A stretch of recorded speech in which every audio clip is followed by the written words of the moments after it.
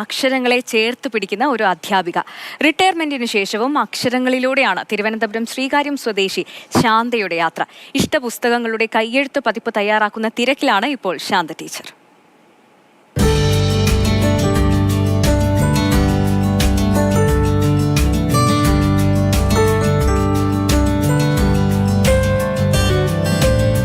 Retirement ജീവിതത്തിന്റെ ഭാവിയിലേക്ക് മനോഹരമായ ശീലം നൽകിയത് മാതൃഭൂമി ദിനപത്രത്തിലെ ഒരു കോളം വാർത്തയാണ്. നാട്ടുവർത്തമാനത്തിലെ അക്ഷരങ്ങൾ മനസ്സിൽ പതിഞ്ഞു. പിന്നീട് അക്ഷരങ്ങൾക്ക് പിന്നാലെ യാത്ര തുടർന്നു.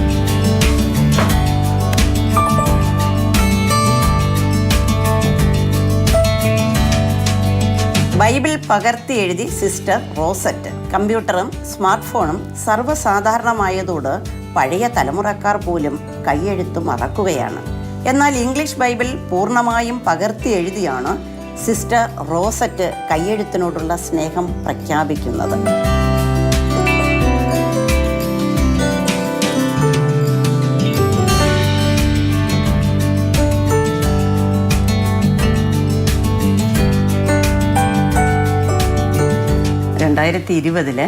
സിസ്റ്റർ റോസറ്റിൻ്റെ പത്രവാർത്ത എന്നെ വളരെയധികം ആകർഷിക്കുകയും അതൊരു പ്രചോദനമാവുകയും ബൈബിൾ എഴുതാൻ തുടങ്ങി. ആദ്യത്തെ ബൈബിൾ എഴുതാനായിട്ട് 292 ദിവസം എടുത്തു. ഒരു മുറി അവിടെ റെഡിയാക്കി അവിടെ തന്നെ എഴുത്തിൻ്റെ ലോകത്തിലേക്ക് മാറി.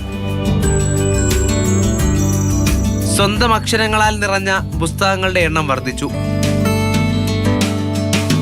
ഒപ്പം പത്രങ്ങളിലെത്തുന്ന കൈയെഴുത്തുകാരുടെ വാർത്തകളും സൂക്ഷിച്ചു.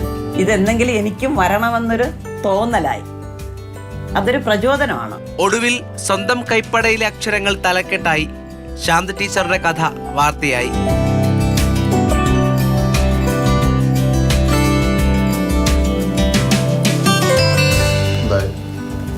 എഴുതിക്കൊണ്ടേയിരിക്കുന്നു. പത്രങ്ങളിൽ കൂടി പല വ്യക്തികളും കന്യാസ്ത്രീമാരുമൊക്കെ ഇത് എഴുതി പത്രത്തിൽ കൂടി അവർ വളരെ പ്രശസ്തി ആർജിക്കുന്നത് കണ്ടപ്പോൾ എഴുതിയാൽ കൊള്ളാമെന്നുള്ള മോഹം എൻ്റെ വൈഫിൽ കൂടി എഴുതി കാണാൻ ഞാൻ ആഗ്രഹിച്ചു. ഇത് എഴുതി കഴിഞ്ഞാൽ ഇത് പ്രസിൽ കൊടുത്ത് അടുക്കി പറക്കി കിട്ടണം. കവർ ചട്ടയും അതിന് വേണ്ടുന്ന ഫിനോപ്സ് വേണം. വിശ്രമമില്ല എന്നുള്ളത് സത്യമാണ്. എന്നാൽ അതിൽ കുഞ്ഞിടയിൽ കൂടി ഞാനും വിശ്രമിക്കുകയും ചെയ്യുന്നുണ്ട്. പുസ്തക ശേഖരണത്തിൽ മതഗ്രന്ഥങ്ങൾ, ജീവചരിത്രം എന്നിവ ഉൾപ്പെടെ 20 പുസ്തകങ്ങളുണ്ട്. ഞാൻ ആദ്യം 2 മണിക്കൂർ മുതൽ 10 മണിക്കൂർ വരെ എഴുത്തിന് വേണ്ടി മാറ്റിവെച്ച് മലയാളം, ഇംഗ്ലീഷ്, ഹിന്ദി, സംസ്കൃതം അതിനകത്തുള്ള പുസ്തകങ്ങൾ എടുക്കുക. ആദ്യം മലയാളം എഴുതി, രണ്ടാമത് ഇംഗ്ലീഷ് എഴുതി, മൂന്നാമത് ഹിന്ദി എഴുതി. ഹിന്ദി എഴുതിയതിന് ശേഷമാണ് ഞാൻ സംസ്കൃതവും എഴുതിയത്. വായിച്ച് തീർന്നതിന് ശേഷമാണ് എഴുതുന്നത്. ഇല്ലെങ്കിൽ നമ്മുടെ കയ്യിൽ നിന്ന് ഒരു വരി വിട്ടുപോയാൽ അതെവിടെയാണെന്ന് അറിയാൻ പറ്റില്ല. പത്രവാർത്ത കണ്ടിട്ട് അവാർഡ് പ്രഖ്യാപിച്ചു. അതിനെ തുടർന്ന് എനിക്ക് ഒരുപാട് അവാർഡുകളും ഇഷ്ടം പോലെ കിട്ടി. നമ്മൾ എഴുതുമ്പോൾ അത് കുട്ടികൾക്കൊരു പ്രചോദനമാവണം. എന്തൊക്കെ തന്നെ ആയാലും കയ്യെഴുത്ത് തന്നെയാണല്ലേ. എൻ്റെ എഴുത്ത് എൻ്റെ അഭിമാനമാണ്. രതീഷ് വെൺപകലിനൊപ്പം Rahul G Nath, Mathrubhumi news, Thiruvananthapuram. Rahul G Nath നമുക്കൊപ്പം ചേർന്നുണ്ട്. രാഹുൽ, ഇന്ന് പലർക്കും എഴുതാൻ ഭയങ്കര മടിയാണല്ലേ.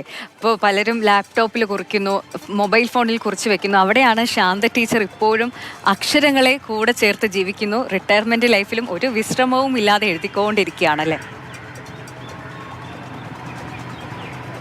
അത് തന്നെയാണ് ഏറ്റവും പ്രധാനപ്പെട്ട കാര്യം. കാരണം പല പുസ്തകങ്ങൾ എഴുതുന്നവരും ആമുഖത്തിലും അല്ലെങ്കിൽ അവതാരികയിലും ഒക്കെ എഴുതുന്നത് ഞാനിത് യാത്രയുടെ പല ഘട്ടങ്ങളിൽ ഫോണിൻ്റെ നോട്ട് പാഡിൽ കുറിച്ചതാണ് അല്ലെങ്കിൽ ഐപാഡിൽ കുറിച്ചതാണ് എന്നൊക്കെ പറയുന്ന രീതിയിലുള്ള കാലത്തിലേക്ക് മാറിയിരിക്കുകയാണ്. അപ്പോഴും ഇത്തരം വാർത്തകളിലേക്ക് പോകുമ്പോൾ കുറച്ച് നാൾ മുമ്പാണ് തിരുവനന്തപുരത്ത് ട്രാഫിക് വാർഡൻ ഇത്തരത്തിൽ ബൈബിൾ പകർത്തി, ജോലി തിരക്കിനിടയിലും ബൈബിൾ പകർത്തി എഴുതിയ ഒരു വാർത്ത ഞാൻ തന്നെ നൽകിയിട്ടുണ്ടായിരുന്നത്. അപ്പോൾ അവിടെയൊക്കെ ഞാൻ ചിന്തിക്കുന്നത്, നമ്മൾ ഒരു പുസ്തകം വായിക്കാൻ എടുക്കുമ്പോൾ ചില വരികൾ മനസ്സിലായില്ലെങ്കിൽ നമ്മൾ ഒന്നുകൂടി വായിക്കും. വലിയ പുസ്തകമാണെങ്കിൽ അങ്ങനെ വായിക്കുന്നവർക്ക്, അല്ലെങ്കിൽ വരികൾ കുറച്ച് ഓർത്ത് വെക്കണമേ എന്ന് ആഗ്രഹിച്ചുകൊണ്ട് വായിക്കുന്നവർക്ക് വായന തന്നെ വളരെ പതുക്കെയായിരിക്കും പൂർത്തിയാക്കാൻ കഴിയും. ആ ഘട്ടത്തിലാണ് ടീച്ചർ ഈ അക്ഷരങ്ങൾ എഴുതുന്നത്. ടീച്ചർ പറയുന്നുണ്ട്, മുഴുവൻ വായിച്ചിട്ട്, ഒരു പേജ് വായിച്ചിട്ടാവും എഴുതുക. കാരണം എഴുതി വരുമ്പോഴത്തേക്ക് ഒരു അക്ഷരം, ഒരു വരി വിട്ടു പോകരുത് എന്നുള്ള ആഗ്രഹമുണ്ട് എന്നുള്ളത് തന്നെയാണ്. ഞാൻ ടീച്ചറോട് ചോദിച്ചു, ടീച്ചറെ പുസ്തകം എന്തായാലും ഉണ്ട്, പിന്നെ എന്തിനാണ് ഇങ്ങനെ എഴുതുന്നതെന്ന് ചോദിച്ചപ്പോൾ ടീച്ചറിൻ്റെ മറുപടി പറഞ്ഞത്, ടീച്ചറിന് എഴുതുന്നത് വലിയ ഇഷ്ടമാണ്. കാരണം അവർ തമ്മിലുള്ള സംസാരം വലിയ രസമായിരുന്നു. ആ ടീച്ചറും ടീച്ചറിൻ്റെ ഭർത്താവ് ബാബു എന്ന് പറഞ്ഞ അദ്ദേഹം പോലീസിലായിരുന്നു, റിട്ടയർ ചെയ്ത അദ്ദേഹം. അപ്പോൾ അദ്ദേഹം പറയുന്നുണ്ട്, ചെറുതാക്കി എഴുതിയാൽ പേപ്പർ കുറയ്ക്കാലോ, ചെറുതാക്കി എഴുതാൻ. ടീച്ചർ പറയും നല്ലോണം നല്ല വലുതായി ഉരുട്ടി എഴുതുന്നതാണ് ഇഷ്ടം എന്ന് പറയുന്ന തരത്തിലേക്ക് എഴുത്തിനെ ഇഷ്ടപ്പെടുന്ന ഒരു ടീച്ചറാണ്. അങ്ങനെ 20 പുസ്തകങ്ങളോളമുണ്ട്. അതും പല കാര്യങ്ങൾ ചർച്ച ചെയ്യുന്ന ജീവചരിത്രമുണ്ട്, ആത്മകഥയുണ്ട്, ഗ്രന്ഥങ്ങളുണ്ട്. അങ്ങനെ എഴുത്ത് തുടരുകയാണ്. ആ എഴുത്തിലുള്ള ഇഷ്ടം തന്നെയാണ് ടീച്ചർ ഇങ്ങനെ മുന്നോട്ട് കൊണ്ടുപോകുന്നത്. ആ ഇഷ്ടത്തെയാണ് കണ്ടറിയാൻ സാധിച്ചത്. എന്തായാലും ടീച്ചർ പറഞ്ഞു തന്നെയാണ്, കയ്യെഴുത്തെന്ന് പറയുന്നത് കയ്യെഴുത്ത് തന്നെയാണ്. അതിൽ ടീച്ചറിൻ്റേതായിട്ടുള്ള ഒരു പേഴ്സണൽ, ഒരു എന്താ പറയുക, സ്വകാര്യമായ സ്നേഹം കൂടി ഉണ്ട് എന്നുള്ളതാണ്. എന്തായാലും ആ കാഴ്ച മനോഹരമാണ്. അത്ര 400 അല്ലെങ്കിൽ 4000 പേജോളം ബൈൻഡ് ചെയ്യുന്ന പുസ്തകമൊക്കെ കാഴ്ച തന്നെ ഭയങ്കര മനോഹരമായിരുന്നു. ഇത് ഓരോ വൈവിധ്യമാർന്ന മനുഷ്യരാണ്, അവർക്ക് വൈവിധ്യമാർന്ന ആഗ്രഹങ്ങളുണ്ടാകും. ആ ആഗ്രഹത്തിൻ്റെ പുസ്തക രൂപമാണ് നമ്മളിപ്പോൾ കണ്ടത് സന്ധ്യ.